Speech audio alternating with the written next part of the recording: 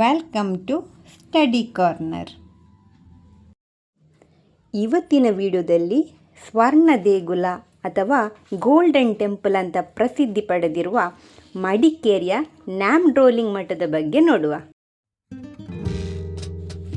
ಈ ಮಠವನ್ನು ಪರಮ ಪೂಜ್ಯ ಪನು ರಿಂಪೋಚೆ ಅವರ ನೇತೃತ್ವದಲ್ಲಿ 1995ರಲ್ಲಿ ಕಟ್ಟಲು ಆರಂಭಿಸಿದರು.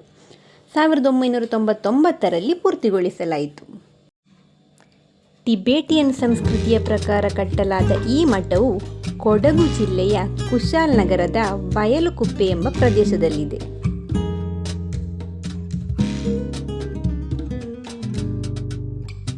ಇಲ್ಲಿ ನಮಗೆ ಬುದ್ಧನ 60 ಅಡಿ ಎತ್ತರದ ಮೂರ್ತಿ ಮತ್ತು ಅಮಿತಾಯುಸ್ ಮತ್ತು ಗುರು ಪದ್ಮಸಂಭವ ಇವರ 58 ಅಡಿ ಎತ್ತರದ ಮೂರ್ತಿಯನ್ನು ನೋಡಬಹುದು.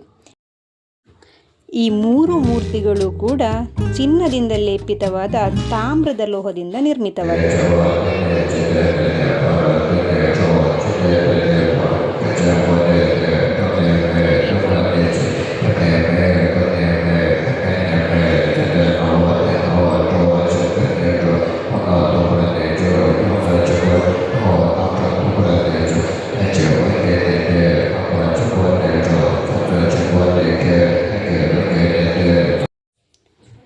ಚೀನಾವು ಟಿಬೇಟನ್ನು ವಶಪಡಿಸಿಕೊಂಡಾಗ ಸುಮಾರು 1959ರಲ್ಲಿ ಸಾವಿರಾರು ಟಿಬೇಟಿಯನರು ಆಶ್ರಯ ಕೊಳಿಕೊಂಡು ಭಾರತಕ್ಕೆ ಬಂದರು.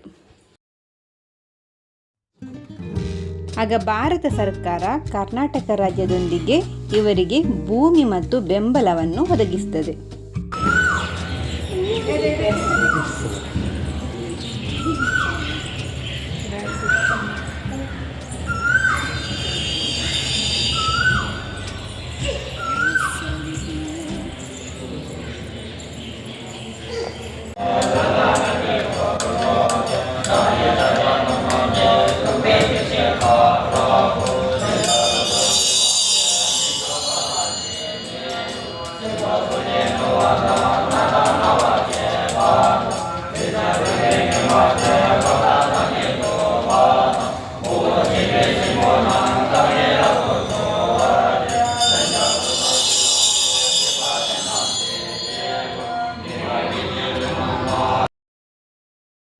ಈಗ ಈ ಪ್ರದೇಶದಲ್ಲಿ ಅನೇಕ ಟಿಬೇಟಿಯನರು ಹಾಗೂ ಸುಮಾರು 600ಕ್ಕಿಂತಲೂ ಜಾಸ್ತಿ ಬೌದ್ಧ ಧರ್ಮಗುರುಗಳು ವಾಸವಾಗಿದ್ದಾರೆ.